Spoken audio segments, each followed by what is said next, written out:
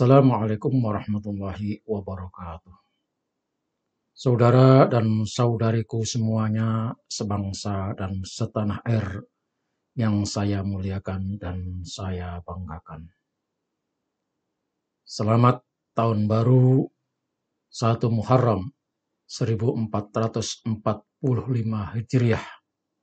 Semoga tahun-tahun yang lalu semua ibadah kita, aktivitas kita, kegiatan kita, amal soleh kita diterima oleh Allah Subhanahu wa Ta'ala, dan di tahun-tahun yang akan datang kita diberikan kekuatan dan kemampuan untuk bisa meningkatkan amal soleh, aktivitas yang lebih bagus yang akan mengantarkan kita menjadi manusia yang soleh dan akram di sisi Allah Subhanahu wa Ta'ala.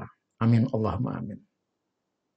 Saudara dan saudariku semuanya yang dimuliakan Allah, sesungguhnya kita tidak boleh membeda-bedakan atau membanding-bandingkan satu guru dengan guru yang lain, satu kiai dengan kiai yang lain, apalagi habib yang satu dengan habib yang lainnya. Sebab masing-masing mempunyai keahlian, mempunyai bidang keilmuan yang tidak dimiliki oleh setiap orang, setiap kiai dan setiap habaib. Begitu juga setiap guru, setiap kiai tidak boleh merasa paling alim, tidak boleh merasa paling top, tidak boleh merasa paling mulia, tidak boleh merasa paling bertakwa, tidak boleh merasa sebagai cucu Rasulullah yang paling dicintai oleh Rasulullah, paling dekat dengan Rasulullah, paling terhormat di sisi manusia, paling dekat dengan Allah, sehingga mengaku-ngaku sebagai orang yang bisa memberikan keberkahan, lalu merendahkan kiai atau guru yang lain, mencurut-curutkan kiai, membodoh-bodohkan ulama pribumi Nusantara. Fakta di hadapan kita telah nyata bahwa para habaib keturunan Bani Alawi, mereka adalah orang-orang yang merasa paling super, merasa menjadi manusia yang paling super, merasa menjadi manusia yang paling alim, merasa menjadi manusia paling suci, merasa menjadi manusia paling benar, merasa menjadi manusia paling terhormat di negeri Indonesia yang kita cintai bersama ini. Padahal saudara-saudara sekalian, rakyat negeri ini semuanya tahu kalau para habib itu adalah pendatang dari Yaman, datang ke Indonesia mencari makan, merubah nasib, dan bahkan kedatangannya didatangkan oleh Belanda untuk memperkuat, membantu pemerintahan Belanda demi melanggengkan penjajahan terhadap rakyat Nusantara. Bukti kemajuan, bukti peradaban, bukti keadaban, bukti keilmuan, dan bukti keluhuran bangsa ini bisa dilihat dari situs-situs peninggalan para luhur, berupa peninggalan purbakala yang diakui oleh dunia internasional. Hal tersebut membuka mata kita.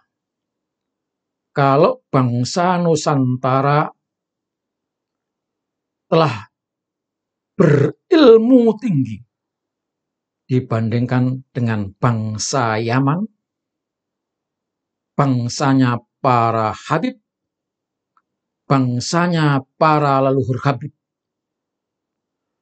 Leluhur kita lebih hebat daripada leluhurnya para Habib. Kealiman kiai-kiai kita, kiai-kiai Nusantara, lebih alim daripada para Habib. Dulu sebelum para Habib datang, leluhur kita, bangsa Nusantara ini, sudah memiliki spiritualitas yang tinggi. Leluhur kita punya keilmuan yang dahsyat. Terlepas keilmuan itu sesuai dengan Islam atau dibolehkan Islam. Jadi bangsa kita itu sebelum bangsa Arab maju, sudah menjadi bangsa yang berkeadaban tinggi, berspiritualitas tinggi, keilmuannya dahsyat. Kalau bertanya tentang ilmu kesaktian, leluhur kita punya ilmu kesaktian. Kalau tentang ilmu kanuragan, leluhur kita yang dahsyat ilmu kanuragannya. Ada ilmu kebatinan, kekuatan spiritualitas yang luar biasa yang dimiliki oleh leluhur kita. Saudara-saudara mungkin masih ingat atau mendapatkan cerita dari bapak kakek kita, nenek-nenek kita. Di Jawa Timur itu ada ilmu yang namanya ilmu santet. Jadi ilmu santet itu kuasanya luar biasa dan itu dari leluhur kita yang ada di Jawa Timur. Ilmu santet bukan berarti ilmu untuk merusak orang. Nah, itu adalah bagian dari ilmu menjaga diri agar tidak diserang oleh makhluk-makhluk halus. Atau kalau disalahgunakan untuk membuat orang lain mengalami kesakitan. Itu ilmu santet. Nah, itu jagonya. Jadi ilmu santet itu ada dari Jawa Timur. Kalau di Jawa Tengah lain lagi. Ada yang namanya ilmu pelet. Kalau di Jawa Tengah itu ada ilmu yang namanya ilmu ngepet. Yaitu ilmu mencari pesugihan. Bagaimana caranya menjadi orang kaya. Nah, ini jangan diartikan ilmu ngepet itu hanya berupa babi ngepet. Enggak. Ilmu bagaimana cara menjadi orang kaya. Itu di Jawa Tengah. Nah, orang mengenalnya namanya ilmu ngepet atau babi ngepet. Di Jawa Barat beda lagi. Ada yang namanya ilmu pelet. Ilmu pelet itu adalah ilmu bagaimana menjinakkan hati orang. Bagaimana orang bisa patuh. Bagaimana orang bisa mengikuti. Bagaimana orang bisa tertarik. Itu ilmu pelet. Leluhur kita sangat luar biasa. Jadi ada ilmu santet, ada ilmu ngepet, dan ada ilmu pelet. Itu leluhur kita jagonya. Jangan dikira Habib nggak bisa. Itu leluhur kita.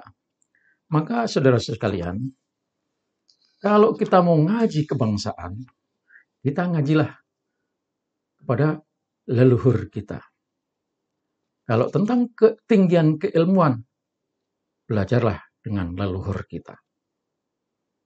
Itu nanti di lain kesempatan kita akan ceritakan bagaimana ngaji peradaban Indonesia. Leluhur dan kiai-kiai Nusantara telah membangun peradaban dan keadaban yang tinggi dalam berbagai kehidupan manusia. Di bidang sosial kemasyarakatan, kita punya falsafah kehidupan yang tak terhingga nilainya. Dan itu banyak dituangkan dalam rangkaian kalimat atau rangkaian kata. Misalnya, yang menjadi ikon atau semboyan video ini, memayu hayuning bawono. Itu artinya apa? Menjaga keindahan bumi Nusantara ini. Indahnya dijaga, dilestarikan, dan dibuat jauh lebih indah lagi. Itu kewajiban kita. Maka di Nusantara ini tidak boleh ada orang yang merusak, tidak boleh ada yang mengacau, tidak boleh ada yang membuat kegaduhan. Harus kita lawan kalau kita menerapkan falsafah memayu hayuning bawono. Itu sebabnya Habib-habib yang bikin kacau harus kita lawan. Belajarlah dari kiai-kiai kita. Karena kalau kita belajar dari kiai kita akan bisa menjadi kiai. Tetapi kalau saudara belajar dari Habib, sangat mustahil saudara bisa menjadi Habib. Assalamualaikum warahmatullahi wabarakatuh.